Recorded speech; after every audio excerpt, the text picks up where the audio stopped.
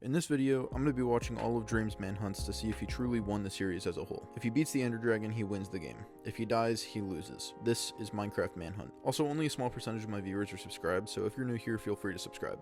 It's free and it helps the channel a ton. I know I did the same intro in the last video, but it felt much more fitting to do it here considering the topic, so whatever. Dream's manhunts are a very popular series on YouTube, getting tens of millions of views per video. It initially started with just Dream and his friend, George Not Found. George would attempt to kill him in Minecraft before Dream could beat the Ender Dragon, and if Dream killed it, then he would win the game. The series began right around what I would consider to be the 2019 revival of Minecraft's popularity, and it blew up immensely to the point where he even got to do a manhunt with Mr. Beast. As time passed, his friends Sapnap and Bad Boy Halo would join, and finally Ant Frost and Awesome Dude would join as well. As of the posting date of this video, we're still waiting on the 600s videos, but it's been teased and they've leaked ideas of who the 6th hunter might be, so it should hopefully come out soon. The rules for this are going to be pretty simple. Dream has a playlist on his channel dedicated to the Manhunt series, so I'll only be using the videos on that playlist. The way I'll be stat tracking the videos will be the same for each person. I'll go over Dream's KD, his win-loss ratio, and the total number of games that he played. Then I'll do the same for each of the hunters. I want to point this out before anybody gets confused about it, just to make it abundantly clear here. Dream's total kill and death count will not match up with the hunters' kills and deaths. Many of the hunters died to random circumstances throughout the series, such as falling into the void or dying to a creeper, which Dream had no part in helping in. So therefore they don't count as kills for Dream, but they still died, so it'll be added to the death count for the hunters. So Dream's kill count will be lower than the total number of deaths for the hunters. I just want to make that clear here.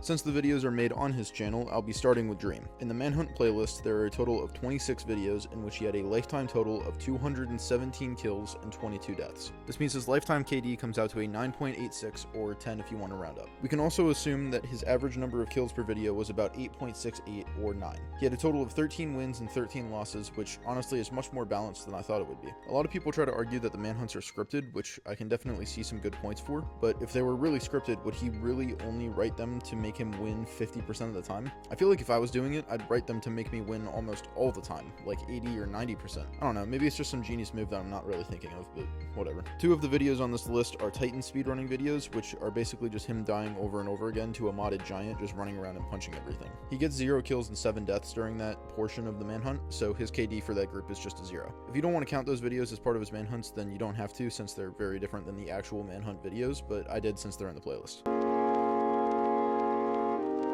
For the hunters, I'm going to start with George, as he was the first hunter to be shown in a video. George appeared in 22 of the 26 videos, getting a total of 5 kills and 104 deaths. This may sound like a lot, but since he shows up in almost all of the videos, I feel like it's relatively fair, as the other hunters would have stats like this if they were around for nearly as long as he has been. His KD comes out to a 0.048 or 0.05. Across all the manhunts, he wins a total of 9 games and loses 13, meaning his win-loss ratio is 0.69. I'm not surprised he's lost this much, especially considering a few of the games were pretty much rigged for him to lose, such as the first few manhunts. If Dream can take on 5 hunters at once, George was pretty much toast on his own. Next up is Sapnap, as he was the second hunter to appear in Dream's videos. He was the only one who got to start the manhunts with an advantage, as in one of the videos they did a manhunt with him in full diamond armor and a diamond sword. It's the only video they ever did that, considering Dream lost fairly quickly into the video, so I kind of understand why they stopped doing it. Sapnap had a total of 2 kills and 74 deaths, coming out to a 0.027 KD, or 0.03. Having won 7 games and lost 9, his win-loss ratio comes out to a 0.78. Significantly better than George, but again, he only appeared in 16 videos, whereas George has 6 more videos than him. Bad Boy Halo was the 3rd hunter to appear in Dream's manhunts, and surprisingly, he has the exact same number of appearances as Sapnap does. Bad has more kills than him, however, getting 3 with a total of 71 deaths. This comes out to a 0.042 KD, or just 0.04. He has the same number of wins and losses as Sapnap, with 7 wins and 9 losses, which means he has the same win-loss ratio of 0.78.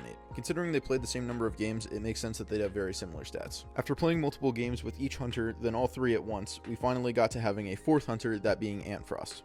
Ant was the first hunter to not get his own individual manhunt with Dream, instead being immediately thrown into the 4th member of the hunter group. Within the playlist, he's only in 9 of the videos, however, he still has surprisingly similar stats to Bad and Sapnap. Having only 1 kill and 38 deaths, his KD comes out to 0.026 or 0.03. He actually has the second highest win-loss ratio of the hunters, that being a 0.8 after winning 4 games and losing 5. He's seemingly much smarter than a lot of the hunters are, typically being the one to go out and gather resources for the group, while the rest go after Dream and stop him from progressing. He typically stayed away from a lot of the fights, so he had way less opportunity opportunities to be killed, but he still did die to random events like creepers and falling and a couple of other things. Finally, with the newest member of the group added, Awesam Dude, or just Sam if you want to be simple with it, was the 5th hunter to be introduced into the Manhunt videos. He also has no individual manhunts with Dream, only being thrown straight into the group videos. He's also the only hunter without any kills, never actually having killed Dream himself. Having a total of 0 kills and 12 deaths, his KD comes out to just a 0. However, having won 2 games and lost 2, he has the highest win-loss ratio out of the hunters, coming out to an even 1, which is the exact same as Dream's. From what I've gathered,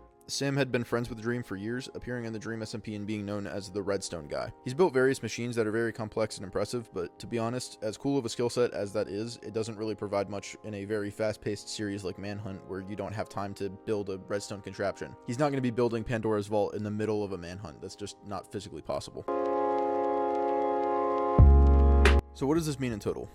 I don't think Dream necessarily won Manhunt, as his success rate is just 50%. He's had some great plays and pulled off some insane wins, but at the end of the day, the hunters have managed to keep up with him and have even beaten him an equal amount of times. I guess it all boils down to the 600 series, so we can finally see if Dream will overall win or not. Until then, I'd honestly give it to Dream over the hunters, as there's so many strategies that the hunters did that worked, and it always disappoints me watching them not do what they know works well. There's no rules that say they can't repeat strategies, so why not just trap the end portal again? Why not use beds to explode him in the nether or the end? They often repeat their methods of gameplay, sending Ant off to go get materials while George and Sapnap bother Dream, so why not copy other things you've done as well? It just doesn't make sense to me. That's all I've got though. If you want to see me stat track someone else, leave a comment of whatever ideas you might have, and I'll see what I can do. Until then, I'm going to work on some more long-term projects. I've got some ideas for some weekly videos, and those will be coming out, but some long-term ideas that I've got will be taking up my work for quite a bit of time. Anyhow, that's it. Have a good day.